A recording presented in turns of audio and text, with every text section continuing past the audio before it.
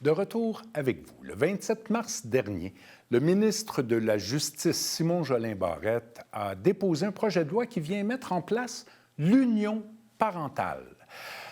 Ça vient modifier beaucoup d'articles du Code civil, mais ça vient surtout protéger les enfants. On va essayer de démystifier ce projet de loi, mais ce nouveau régime, avec Maître Isabelle Chatigny, avocate, mais surtout médiatrice familiale. Bonsoir, Isabelle. Bonsoir. Bienvenue. Merci d'avoir accepté l'invitation. Alors, dites-nous, l'union parentale, effectivement, c'est nouveau en droit québécois.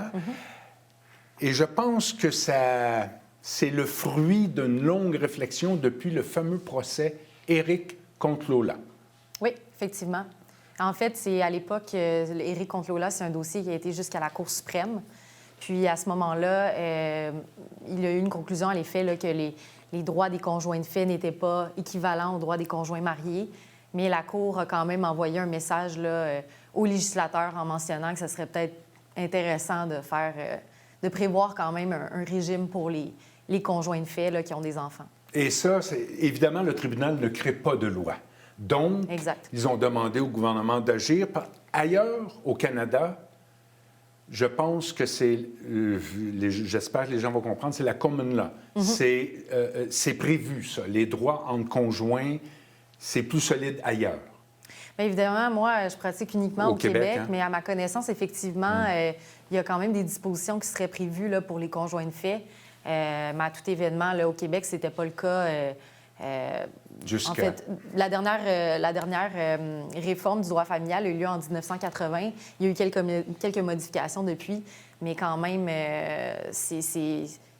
il manquait quelque chose à faire là, à ce sujet-là. Donc, ce nouveau régime, ça vient mettre en place un régime d'union parentale. Expliquez-nous qu'est-ce qu'étaient les droits avant et quels sont maintenant les droits ou quels seront maintenant les droits des conjoints de fait? Oui, bien essentiellement, ça va vraiment juste viser, pas pour tous les conjoints de fait, ça serait vraiment visé pour les conjoints, en fait, ceux qui décident de faire vie commune. Il n'y a pas de durée qui est prévue de vie commune, mais il faut qu'il y ait une cohabitation et il faut qu'il y ait un enfant également qui soit né de cette union-là. Donc, essentiellement, ça, c'est ce que ça prévoit là, dans la loi. Donc, c'est ce genre de famille-là qu'on vise. La différence avec avant, c'est qu'essentiellement, avant, les seuls droits qu'il y avait, puis quand je dis avant, c'est maintenant, là, parce qu'évidemment, le projet de loi n'est pas adopté encore, oui. Mais ce que ça visait, c'est vraiment la pension alimentaire pour enfants, qui est d'ordre public. Les aliments. Les aliments, exactement. Donc, ça, il y a toujours un droit là, qui est alloué aux parents de réclamer une pension alimentaire pour les enfants ou des aliments. Puis, il y a également tout ce qui était, par exemple, frais particuliers, donc tout ce qui était aussi contact, droit d'accès, etc. Donc, tout ça, c'était prévu dans la loi, mais il n'y avait rien. C'était déjà prévu, mais il n'y avait rien au niveau vraiment de la protection des actifs ou des biens dans un patrimoine commun, par exemple.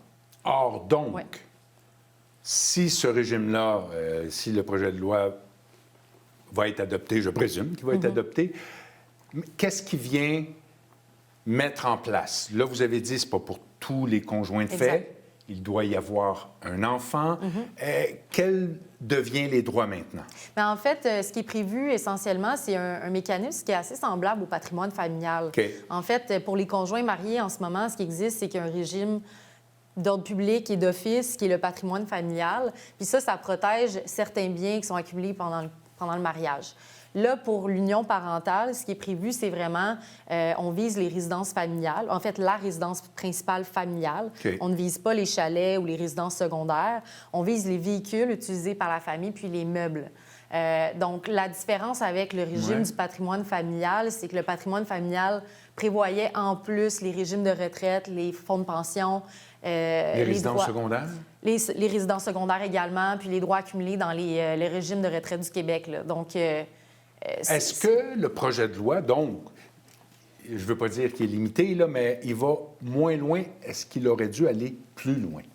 Bien, c'est sûr que ça, c'est une question plus éditoriale, dans le sens que on va voir, en fait, comment c'est appliqué parce qu'il va peut-être avoir des modifications qui vont être appliquées plus tard. Le projet vient juste d'être sorti. Ouais. On ne sait pas exactement comment les juges vont l'appliquer, mais essentiellement, ce qui avait été conclu par la Cour à l'époque, c'est vraiment, on veut laisser le droit aux conjoints mariés, en fait, aux conjoints de fait qui décident de ne pas se marier, de pouvoir décider un peu de la manière qu'ils vont partager leur patrimoine. Donc, est-ce qu'il aurait dû aller plus loin? Peut-être, peut-être que non. Je pense que ça va être vraiment l'application dans le futur qui va le déterminer, mais c'est quand même déjà un bon début, là, considérant ce qu'il y avait déjà à l'époque. Donc, je pense que c'est une avancée puis que ça risque d'être peaufiné dans le futur également. Est-ce que tous les couples de fait qui, mettons que le projet de loi est adopté aujourd'hui, là, qui auront un enfant vont devoir obligatoirement être sous ce régime-là? Est-ce qu'il va y avoir, comme, si je me souviens bien, le patrimoine familial, une période où les couples pourraient y renoncer? Est-ce que ça apparaît aussi dans ce projet de loi-là? En fait, la différence, c'est qu'à l'époque, avec le patrimoine familial, quand ça a été adopté, il y avait vraiment une certaine période pendant laquelle les conjoints pouvaient aller renoncer à ça. Par contre, la différence, là, c'est que, bon, le projet de loi serait adopté à partir de... En fait, on ne sait pas exactement la date, mais ça viserait les enfants qui sont nés à partir de juin 2025. Donc, à partir de ce moment-là, ce qui va arriver, c'est que les conjoints ont l'opportunité, là, je vous dis essentiellement avec ce que j'ai lu, là, auraient l'opportunité d'aller chez un notaire, donc faire un acte notarié pour pouvoir renoncer à l'union parentale, donc renoncer à ce partage-là. Mais il faut que ça soit fait de manière notariée. J'ai pas pris connaissance d'une durée limitée pour le faire. Je comprends. Selon ma compréhension, c'est vraiment tout au long de l'union, ils pourraient le faire, là. Et en quoi? Parce que là, vous dites qu'il y avait des aliments pour les enfants avant. Oui. Là, s'il y a une plus grande protection, est-ce qu'il peut y avoir des aliments entre conjoints de fait?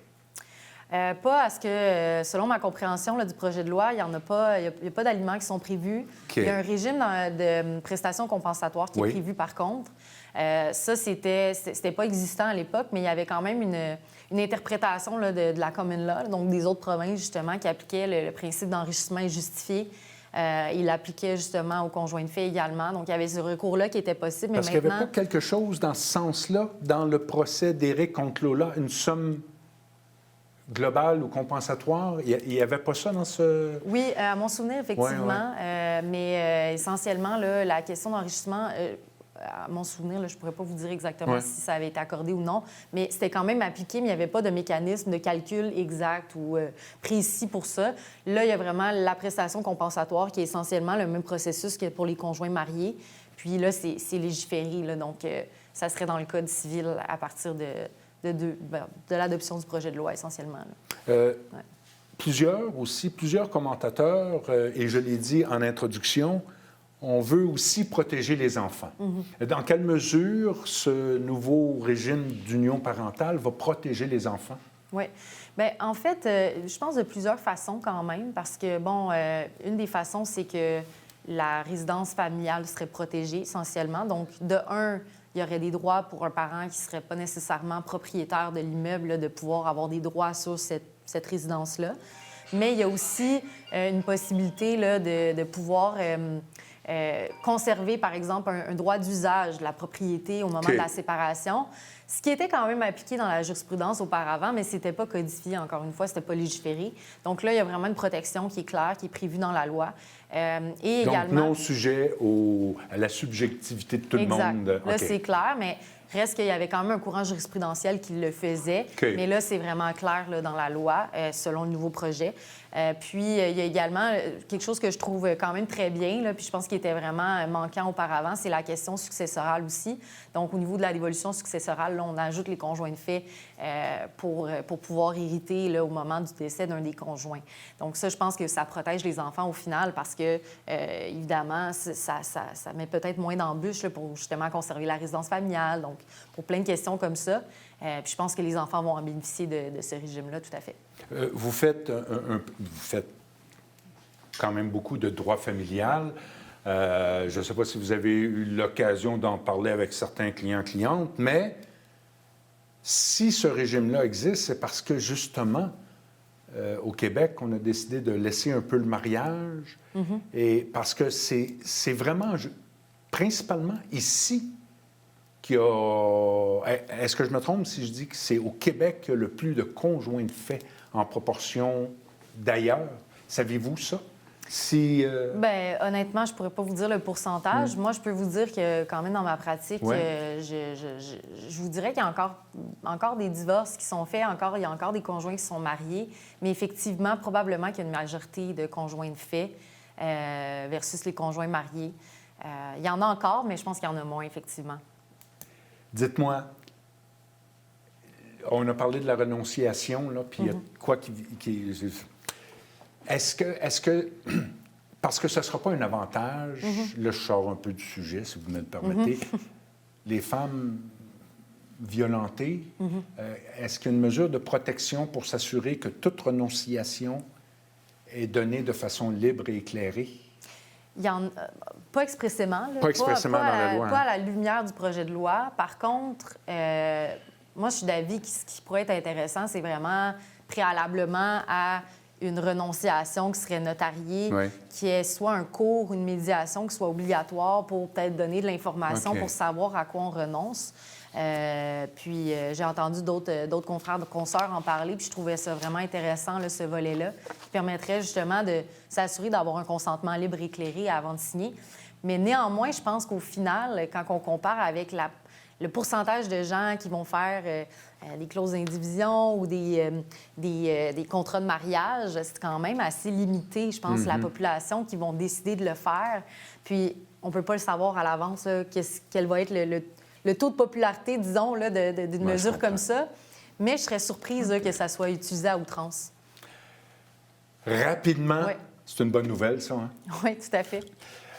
Maître, merci beaucoup d'avoir tenté de démystifier ça, mais il y a beaucoup de choses à apprendre encore, ce qui s'en vient.